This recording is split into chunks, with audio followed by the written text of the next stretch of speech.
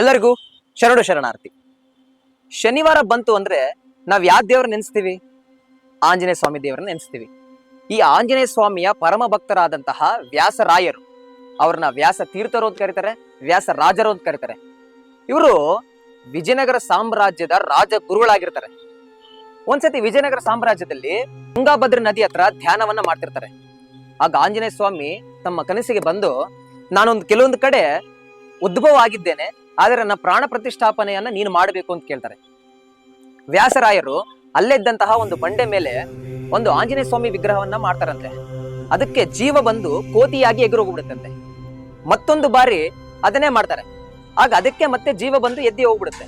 ಇದೇ ರೀತಿ 5 ಬಾರಿ 10 ಬಾರಿ 12 ಬಾರಿಯನ್ನ ಮಾಡ್ತಾರಂತೆ. 12 ಬಾರಿ ಮಾಡಿದಾದ್ಮೇಲೆ ಅವ್ರೇನ್ ಮಾಡ್ತಾರೆ, ಚಕ್ರವನ್ನ ಬಿಡಿಸ್ತಾರೆ. ಬಿಡಿಸಿ ಓಡಿ ಹೋದಂತಹ 12 ಕೋತಿಗಳನ್ನ ಮತ್ತೆ ಬಿಡಿಸ್ತಾರೆ. ಒಂದು ಕೋತಿಯ ಬಾಲನ್ನ ಇನ್ನೊಂದು ಕೋತಿಗೆ, ಇನ್ನೊಂದು ಕೋತಿಯ ಬಾಲನ್ನ ಇನ್ನೊಂದು ಕೋತಿಗೆ ಇಟ್ಟು ಅವ್ರೇನ್ ಮಾಡ್ತಾರೆ, ದಿಗ್ಬಂಧವನ್ನ ಮಾಡ್ತಾರೆ. ಆ ದಿಗ್ಬಂಧನದಲ್ಲಿ ಮಧ್ಯಕ್ಕೆ ಆಂಜನೇಯ ಸ್ವಾಮಿಯನ್ನ ಯೋಗ ಮುದ್ರೆಯಾಗಿ ಕುಂದಿರ್ಸ್ತಾರೆ. ಆಗ ಅದನ್ನ ಯಂತ್ರೋದ್ಧಾರಕ ಆಂಜನೇಯ ಸ್ವಾಮಿ ಎಂದು ಕರೀತಾರೆ. ವ್ಯಾಸರಾಯರು ಕಟ್ಟಿದಂತಹ, ವ್ಯಾಸರಾಯರು ಪ್ರಾಣ ಪ್ರತಿಷ್ಠಾಪನೆ ಮಾಡಿದಂತಹ ಗುಡಿಗಳಲ್ಲಿ ಪ್ರಥಮ ಗುಡಿ ಅದಾಗಿರುತ್ತೆ. ಅದಾದ್ಮೇಲೆ ಅವರು 732 ಗುಡಿಗಳನ್ನ ಕಟ್ಟಿಸ್ತಾರೆ ವ್ಯಾಸರಾಯರು. ಅದರಲ್ಲಿ ಫೇಮಸ್ ಆದಂತಹ ಗುಡಿಗಳು ಕೆಂಗಲ್ ಆಂಜನೇಯ ಸ್ವಾಮಿ, ಶ್ರೀ ಪ್ರಸನ್ನ ಆಂಜನೇಯ ಸ್ವಾಮಿ, ಅದರಲ್ಲೂ ಪ್ರಮುಖವಾದಂತಹ ಕಸಾಪುರ ಆಂಜನೇಯ ಸ್ವಾಮಿ ದೇವಸ್ಥಾನಗಳನ್ನ ಪ್ರಾಣ ಪ್ರತಿಷ್ಠಾಪನೆಗಳನ್ನ ಮಾಡ್ತಾರೆ. ಅದೇ ರೀತಿ ಅವರು 732 ಗುಡಿಗಳನ್ನ ಮಾಡ್ತಾರಲ್ಲ, ಒಂದು ಗುಡಿ ಇದೇ ನಮ್ಮ ಬಳ್ಳಾರಿಯಲ್ಲಿ ಇದೆ. ಇದೇ ನಮ್ಮ ಬಳ್ಳಾರಿಯ ಕೋಟೆ ಒಳಗಡೆ ಇದೆ. ಅದರ ಹೆಸರು ಏನು? ಜೀವಾಂಜನೇಯ ಸ್ವಾಮಿ ದೇವಸ್ಥಾನ ಅಂತೇಳಿ.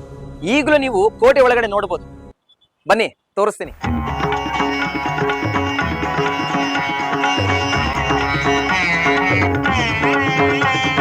जय जय जय हनुमंता, जय जय धीमंता, वीर शिरोमणि शूर घणिनि महान शक्तिವಂತ ಅಂತ ಒಂದು ದೇವಸ್ಥಾನ.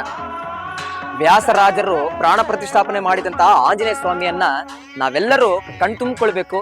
ಆ ಆಂಜನೇಯ ಸ್ವಾಮಿಯನ್ನ ನೋಡ್ಬೇಕು, ಆತನ ಆಶೀರ್ವಾದ ನಮ್ಮ ಮೇಲೆ ಇರಬೇಕು ಅಂತ ಕೇಳ್ತಾ, ಇದು ಈ ವಾರದ ನಮ್ಮೂರ ಕತೆ.